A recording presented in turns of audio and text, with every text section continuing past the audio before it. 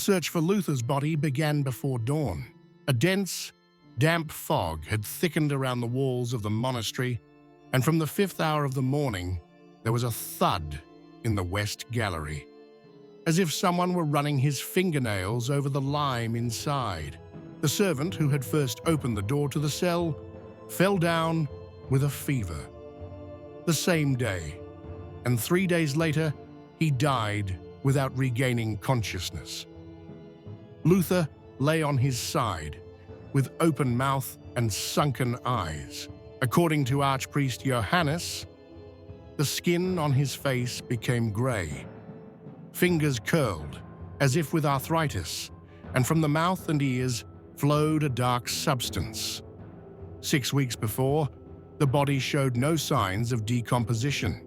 He was still reading, writing, and gathering the neighborhood on Sundays. Even then, however, decay was already noticeable. He walked with difficulty, choked on the stairs, sweated profusely even at rest. In one of the letters sent to Leipzig, he complained, "My flesh has become leaden. Food is not digested. The mind is clouded. At night, I hear the walls whispering."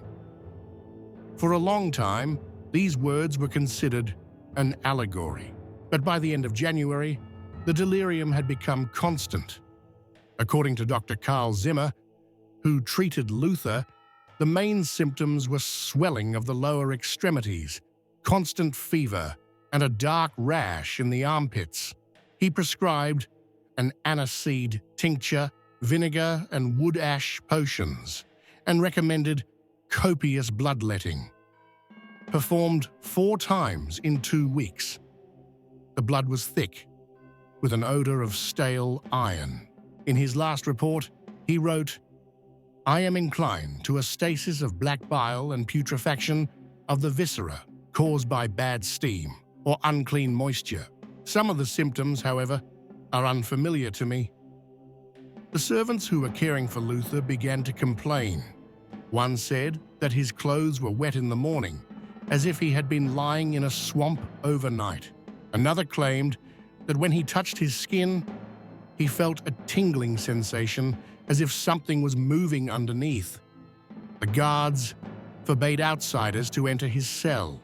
Even his closest companions were allowed in one at a time, and then not for more than a quarter of an hour. During these days, there were rumors in the monastery that the teacher talks to someone at night. One novice reported that he heard 2 voices, one of which was high, almost childlike.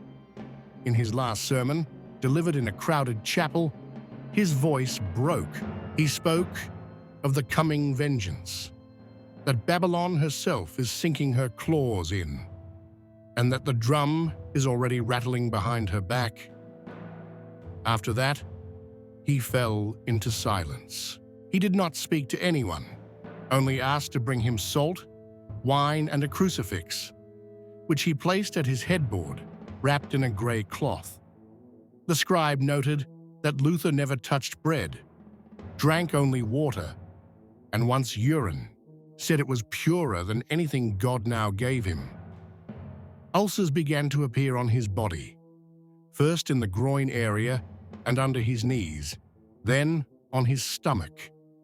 Some bled, others opened up and oozed pus with the odor of rancid oil. One of the doctors, unofficially invited from Turin, suspected poisoning. He claimed that everything points to poisons of vegetable origin, possibly containing black root and ground mushrooms. However, no evidence was presented. 2 days later, he disappeared. Legend has it, he ran away. According to servants' reports, he was found hanged in the woods with a cross burned on his chest. The servants began to refuse duty. Security at the monastery was tightened. 3 former soldiers were assigned to Luther's cell. One of them later testified, under oath, he would get up at night and scratch the stone. We could hear it. One day he shouted the word "Verflucht" 8 times in a row, then fell silent, and in the morning, There was a crack on the wall in his cell, as if he'd been hit with a fist. Only it was from the inside. For the last month of his life, he hardly wrote at all. Only scraps remained, a list of names with lines crossed out, illegible prayers, the word blood repeated dozens of times. All the papers were seized after his death, officially to compile a church biography. In fact, they were destroyed. One copy was rumored to have been sold for a lot of money to a merchant in Augsburg. In it, Luther reportedly claimed to have seen a black archangel standing at the door and demanding his payment back. The body found in his cell showed unnatural bloating of the abdomen, severe darkening of the skin on the neck and chest, and partial loss of hair and nails. According to the report of the city doctor Wittenberg, the autopsy showed signs of internal putrefaction characteristic of the third stage of the plague. Although there were no external signs of infection, the liver was porous, the lungs blackened, and the stomach empty except for a thick black-colored sediment. The burial was postponed. So strong an odor emanated from the body that the monks accompanying the transfer of the coffin vomited. One lost consciousness. The lid was hammered on without rites. The coffin was carried in at night. There were armed men at the gate. Some passers-by tried to watch. Their teeth were knocked out. It was approved by the town council, but not explained. There were whispers in a nearby inn that Luther didn't die of natural causes. Some said poison. Others said of sin. One old man said it was punishment for breaking with the church. The coffin with Luther's body stood in the inner chapel of the monastery for 2 days. It was not lifted, not buried, not opened. The doors were sealed with wax, bearing the coat of arms of the city of Wittenberg. On the third night, a watchman named Matthias Breitmann was found dead at the entrance to the chapel. His face was contorted and his skin was covered with ashes. According to the police log entry, cause of death was internal hemorrhage, possibly from fright. The body was removed before dawn, leaving no trace. Meanwhile, in the upper halls of the monastery, a meeting was in progress. Representatives of the Leipzig School of Theology, who had arrived in Wittenberg 2 days before Luther's death, demanded disclosure of the circumstances. They were not allowed to see the body. The verbal reason was the threat of morality and superstition. The actual one was spreading fear. One of the monks said he heard someone in the chapel reciting a psalm at night, but the door remained sealed. The records of Magister Jacob Stein, preserved in the Erfurt archives, state, "Some claim there is breath left in the body. It doesn't move, but there's steam coming out, even through the wood. And if you go to the lid, you can hear a rumbling sound, like a cave." These words are recognized as fiction. But on the fourth day, the walls of Luther's cell cracked, and in the storeroom next to it, there was a dark green stain. The cleaning lady who found it later went blind. She died a week later with a fever. At the same time, a struggle began over who had the right to speak in Luther's name. Martin Blumhardt, head of the Halle Church, claimed that Luther had given him a scroll with his last instructions during his lifetime. But no one has ever seen the scroll itself. Another claimant, Pastor Otto Kraus, assured that Luther had been preparing to return to Catholic doctrine in recent weeks. This sparked anger among Reformation supporters. Secret meetings began. Within a week, 9 brothers had left the monastery. One was later found in the woods with his throat slit and the word traitor carved into his chest. The body could not be embalmed. An attempt to open it for preliminary cleaning ended with steam escaping from the wounds, burning the surgeon's palms. According to the report of the Dr. Hans Meyer, the liver at autopsy emitted black tar. No heart was found. In the place where it should be, there is a cavity filled with something hard as a stone. That same night, Meyer disappeared. His house was set on fire. The whole floor burned. Burnt fragments of anatomical diagrams were pulled from the ruins. The pastors insisted on an immediate burial. The people demanded a public funeral. The streets of the city were tense. Legends circulated among the common people. Some had seen Luther's silhouette standing at the window. Some had heard his voice. A laundry girl claimed that he came to her in a dream and asked her to open the coffin. According to the testimony of one of the wardens, old women began to flock to the convent, praying on their knees as if for healing. When they were chased away, they scratched the stone with their fingernails and repeated, "He is not gone. He's in the wall." This coincided with the beginning of rumors of sounds in the west wall of the monastery. First, a slight tapping, then what sounded like scraping or rubbing. One of the monks, who was there on night duty, later recorded, "It felt like someone was moving bones inside the wall." On close inspection, voids were found inside. By order of the superintendent, the passage was bricked up again, but the sounds did not stop. On the fifth day, the city council demanded a burial. The procession was reduced to a minimum. Only 3 clergymen and 16 soldiers were allowed near the coffin. People gathered in the square, but the body was not shown. The coffin was taken out at night. One of the soldiers carrying it later confessed, "It was lighter than it should be, like it was empty, but there was something rolling around inside." While descending into the crypt, one of the priests began bleeding from his nose and ears. He was carried away. He died 2 days later. The coffin was closed with 4 locks, covered with lime and poured with wax. The monastery was closed. It was declared that Luther's place of death was not a pilgrimage site, a private shrine, not to be consecrated until superstition was removed. Meanwhile, in northern Germany, they began to say that he had not died, but had been carried away.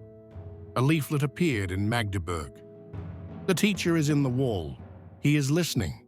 He will return when we retreat." In the second half of February, a series of breakdowns began in the monastery. 3 monks went into delirium, accusing each other of betrayal.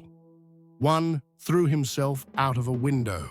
Another barricaded himself in a cell, drawing quotations from Psalm 90 in blood. Services were suspended. The Archbishop of Meissen proposed closing the monastery completely. The decision was rejected, but the guards were reinforced.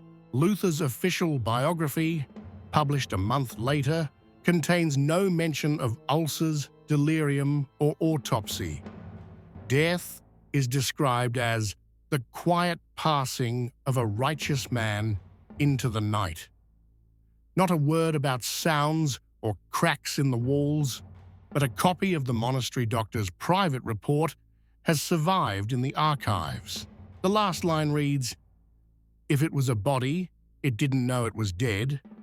Confirm, and I'll continue with part 3, where Luther's death will begin to affect doctrine itself, creating schisms, fear, and new forms of religious fanaticism. A week after Martin Luther's burial, riots broke out in Wittenberg, in St. Peter's Parish Church.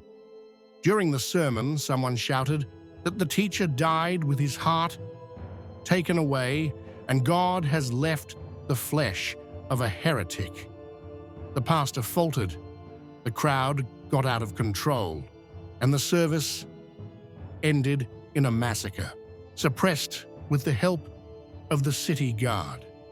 One of the participants later confessed, "I didn't shout, it just came out of me. It was like a whisper from within." Meanwhile, traveling preachers began arriving at the monastery. Some claimed to have heard Luther's voice, ordering them to leave the books and listen to the walls. One of them, an elderly priest with a scorched hand, claimed that on the day of his death, he had seen a human-like shadow break away from his body and enter the western wall of the monastery. He was thrown out, but the next morning they found the word "Here" carved in stone in the chapel.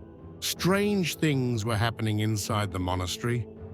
The lime on the walls in the cell area began to peel away. Monks complained of the cold at night and the nauseating odor in the narrow corridors. One of them, Brother Thomas, said that at night it was as if the stone was breathing. Another began having seizures, screaming in an unknown language. He was locked up. 2 days later, he died of cardiac arrest, hugging his own feet. A page in Luther's handwriting was found in his cell, but the experts in Halle declared it a pure forgery. A doctrinal crisis was brewing. Luther's supporters were divided. Some believed that his death, sacrificial and prophetic, others that he died under the oppression of sin, in madness, and this a sign of the wrath of God. The first outright revolts appeared. In a village near Leipzig, they burned all copies of Luther's treatises, accusing them of opening the gates of hell. In Hamburg, a mob tried to destroy a church where one of Luther's disciples was teaching. The participants were dispersed, but one of them shouted before his death, "He has not left. He has entered us." Luther's cell was kept under surveillance in the monastery. It remained closed, but changes began to take place in it. The wooden bed had splintered and cracked as if from extreme heat. The ceiling beams were stained. 2 guard dogs were put at the entrance. Both died 24 hours later, foaming at the mouth and claw marks on their bellies. Officially, rabies. Unofficially, no bite was found. One of the pastors who came from Erfurt said, "This is a punishment for pride. We have established the church on the flesh, not on the spirit. The body in which the rebellion lived is now rotting, and smoke is coming out of it." His speech caused a rift in the assembly.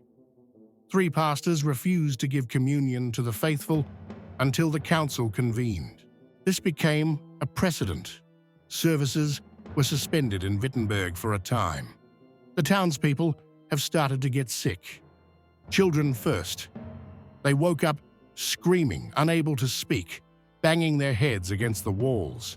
Then the old men. One of them fell down with fever on the 5th day, and before his death he repeated, "He looks through the stone. He whispers through the masonry." The doctor's reports found no signs of infection, but in the archive, later sealed, there was a record. The dead smelled of lime and cadaverous sweat. At the insistence of the city guard, the monastery was taken under guard. But on the 8th night, sounds were heard again from the western wall. The soldiers claimed to have heard, not just rubbing or rumbling, but speech. The words were indistinct, but the rhythm resembled a psalm. One of them, the captain of the guard, beat his chest, shouting, "Silence! Silence! Silence!" He was dismissed. That same night, he hanged himself. His suicide note had only one word: sin. the Archbishop from Meissen arrived with an inspection. He tried to enter the cell.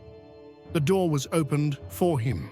It was cold inside, and there was a thin layer of moisture on the floor. The stone under the crucifix was cracked, and the air was thick as smoke. The Archbishop said nothing.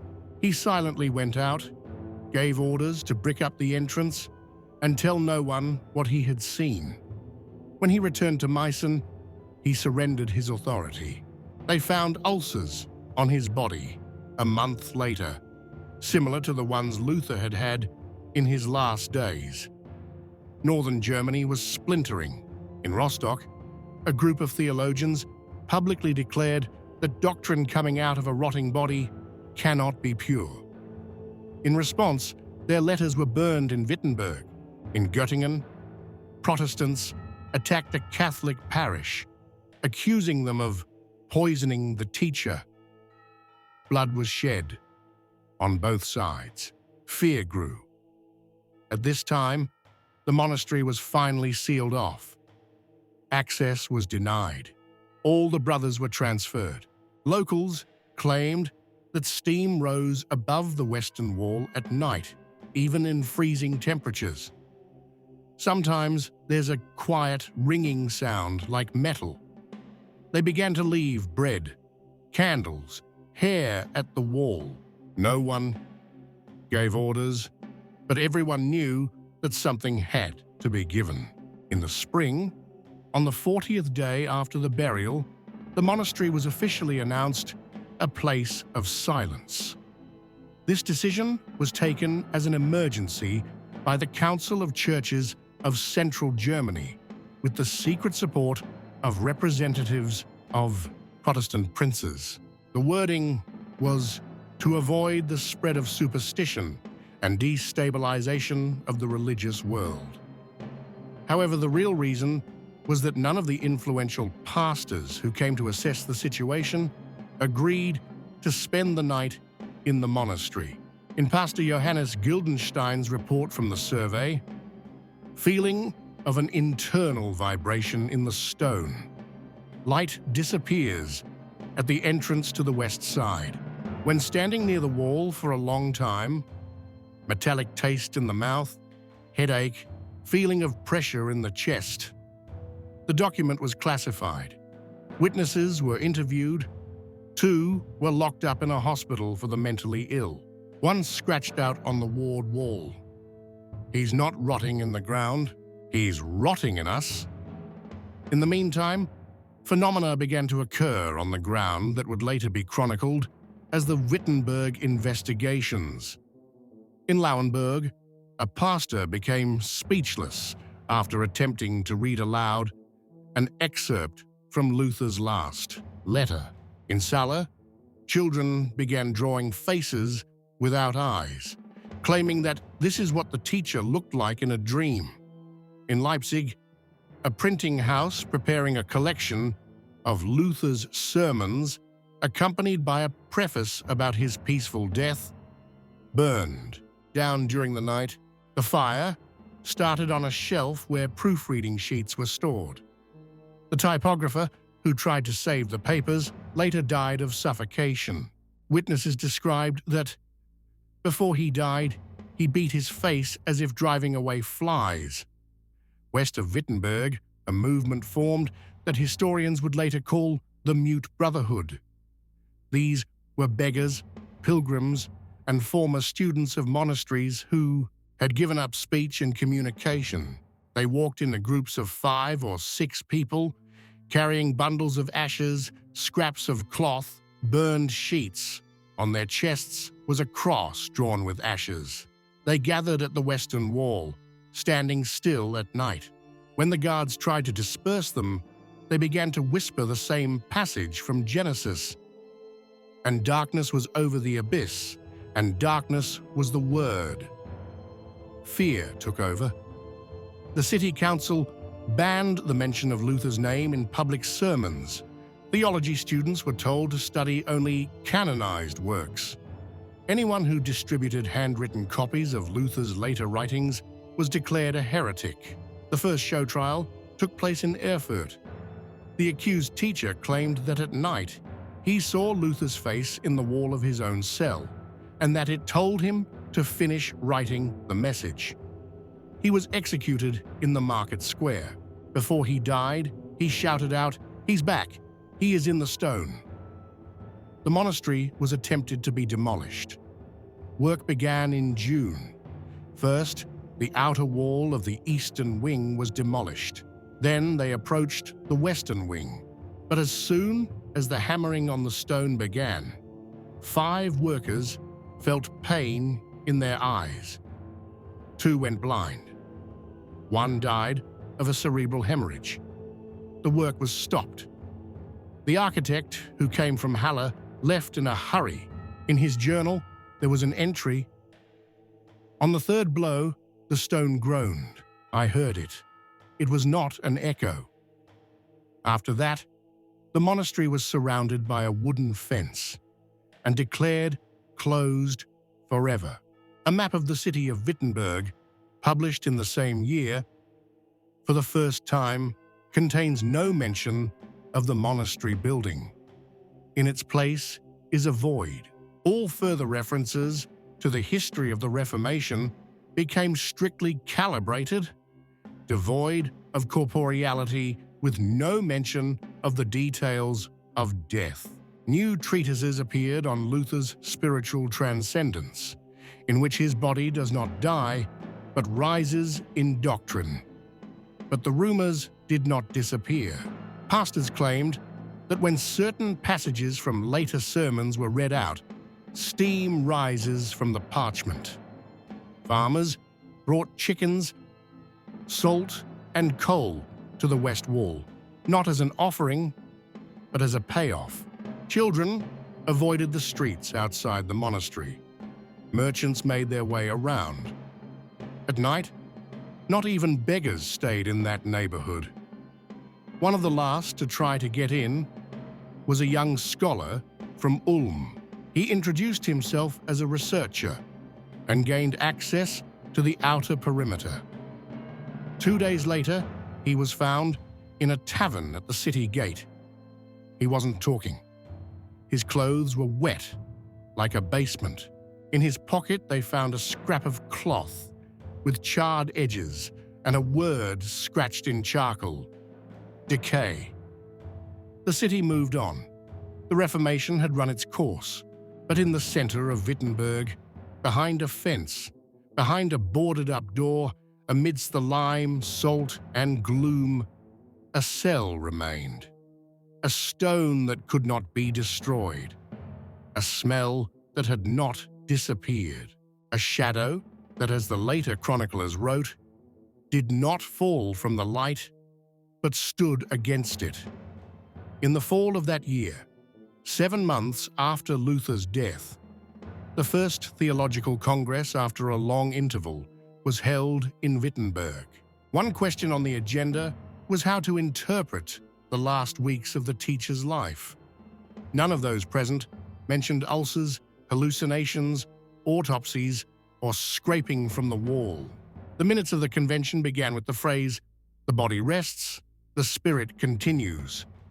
But it was rumored among the representatives of the southern principalities that a closed letter from Archbishop Meissen had been presented to the convention, containing 9 points, among them not to discuss the circumstances of death publicly, not to touch late letters in teaching, and most importantly, never to approach the Western Wall. The letter subsequently disappeared. Officially, it did not exist. Meanwhile, a zone of silence was forming around the monastery. Dead babies began to be born in houses that stood closer than 300 paces from the former building.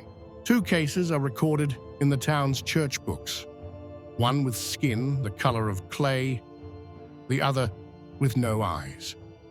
Residents began to leave the neighborhood. Trade disappeared.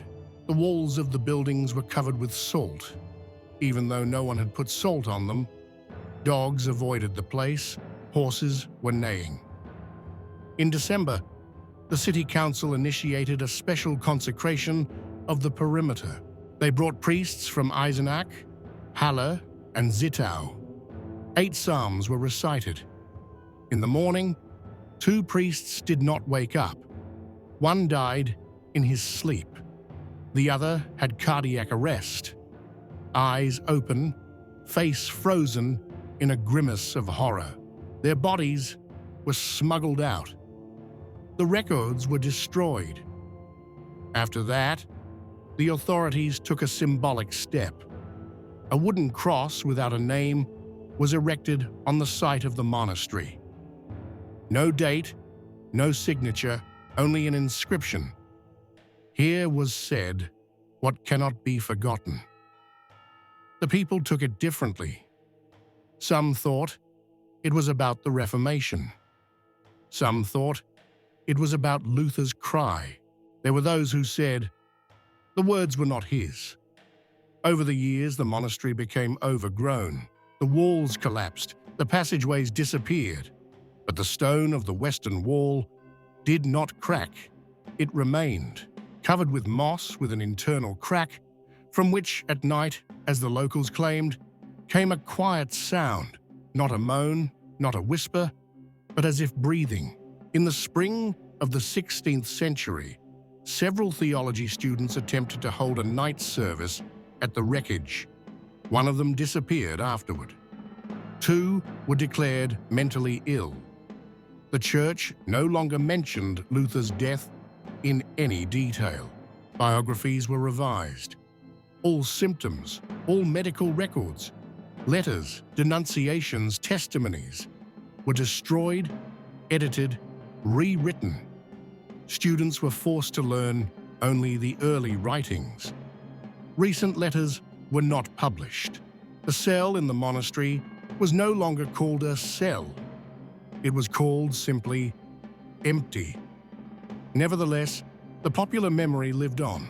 In the oral tradition of Wittenberg, long went a tale. On the night from the 11th to the 12th of February, the day of death, if you put your ear to the ground near the former monastery, you can hear the teacher still arguing. Not prayer, not peace, arguing with himself, with his shadow, with God.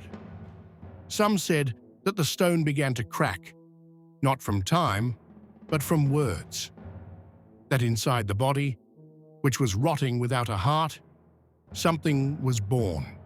Not spirit or flesh, but a response. And that response remained in the lime, in the plaster, in the damp air between the masonry. It knows no oblivion because it was not born as a man. It was assembled out of pain, out of doubt, out of what was not spoken. When a new theological university building was built on the site of the monastery in the 17th century, the builders refused to use the old stone. One of the workers who delivered the stone blocks died the same night. A broken nail was found in his throat. So Martin Luther's body, which had once inflamed all of Europe with words, ended its journey in silence.